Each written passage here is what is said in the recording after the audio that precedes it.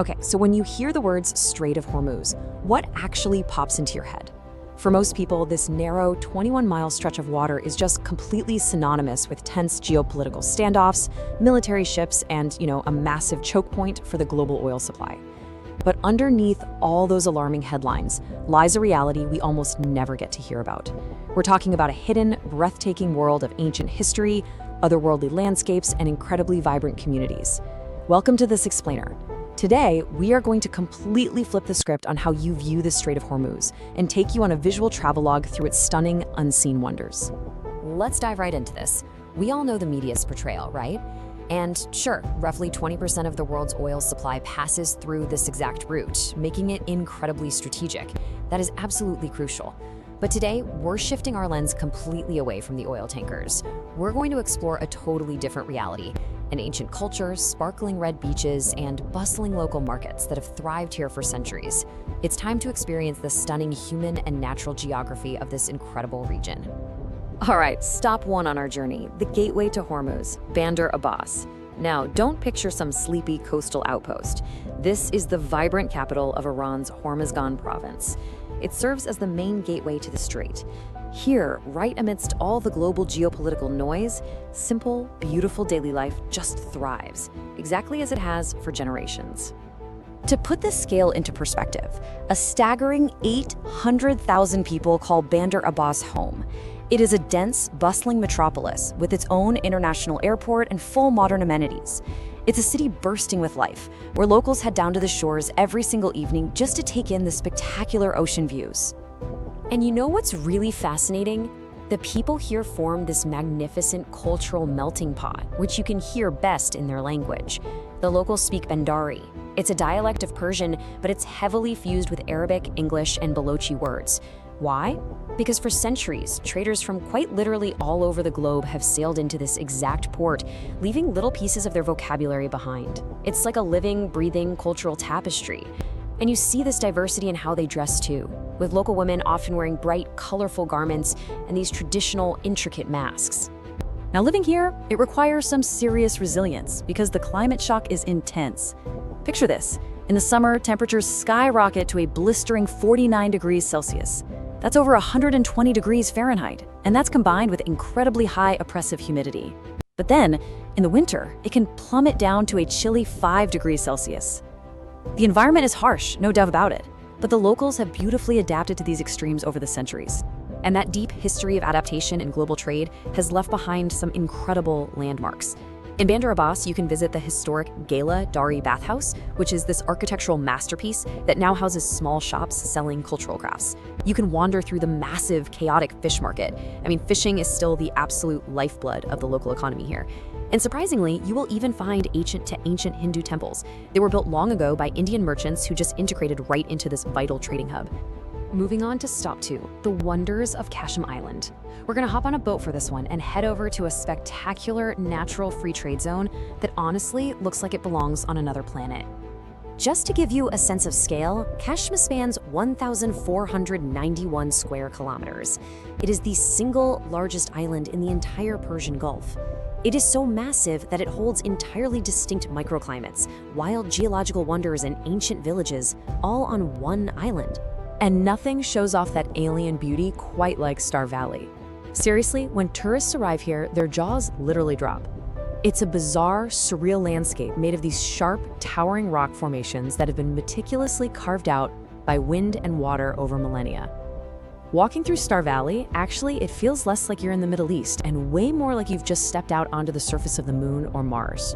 And the rest of the island is just packed with unconventional sights. There's a literal graveyard of old ships, where one vessel has been creatively transformed into a cafe. There's the Chaku Valley, uniquely shaped by water erosion, where locals historically collected their rainwater. And maybe the most mind-bending of all is the Hara mangrove forest. Imagine feeling like you are floating down the lush green Amazon River, but you're actually surrounded by sandy, arid desert land. It's one of the most unique mangrove ecosystems on Earth. Over on this exact same island is the ancient fishing village of Loft. It's famous for these breathtaking sunsets that turn its traditional mud houses a deep, vibrant red. But I gotta ask you a question.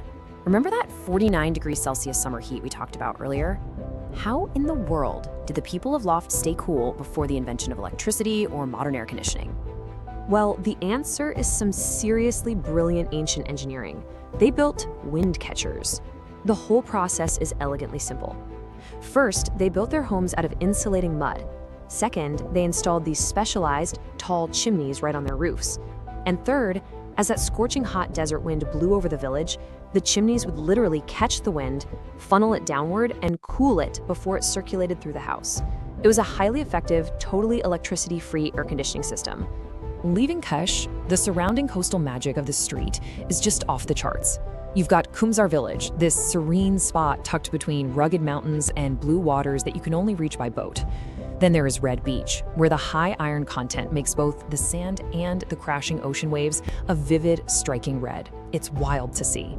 And right next door is Silver Beach, where the sand literally sparkles like stars under the sunlight. The whole landscape is just bursting with color and life. So, here is the crucial point we need to talk about. Stop 3. The 500-year spice war. Why is a place so naturally beautiful and historically rich so heavily associated with conflict today? Well, to understand the present, we have to look to the past, because this gorgeous natural doorway has been violently contested for 5 centuries. Let's rewind to 1507. Right around the time Columbus was bumping into the Americas while looking for Asia, spices were quite literally worth their weight in gold. That very same year, the King of Portugal, Afonso, realized that if he controlled the Middle East, he could control global wealth. So, with just wooden ships and bronze cannons, the tiny nation of Portugal captured the fiery, barren island of Hormuz. And they held on to this vital checkpoint until 1622, when an incredibly unlikely alliance of Persian Muslims and British Protestants actually teamed up to defeat the Portuguese fleet. But during their 115-year rule, the Portuguese built a massive fortress and essentially turned the strait into the world's most lucrative toll booth. They collected immense taxes on every single ship passing from the Arabian Sea into the Persian Gulf. If you were moving black pepper, cloves, cinnamon, Persian carpets, Arab horses, or Chinese silk, you were paying the Portuguese. Period. This tiny, unbearably hot island became the absolute wealthiest trading post on the globe. Which actually brings us to a really fascinating historical parallel. Steps at this natural checkpoint to extract vast wealth. Today, modern Iran is seeking to implement tolls on this very same waterway. Their stated goal is to use those funds to rebuild domestic infrastructure that's been severely damaged by years of regional conflicts. So the actors and the specific motivations, they've changed. But the immense strategic value of this narrow 21-mile waterway remains exactly the same. And that leaves us with one final thought. We've just traveled through bustling modern markets, ancient wind-cooled villages, sparkling red beaches, and a 500-year history of global trade wars. The Strait of Hormuz is clearly so much more than just an oil route. It's a testament to human resilience and sheer natural wonder. So from 16th century spice taxes to modern infrastructure tolls, what do you think the next 500 years will look like for the world's most valuable and beautiful gate? Keep exploring, and I'll catch you in the next explainer.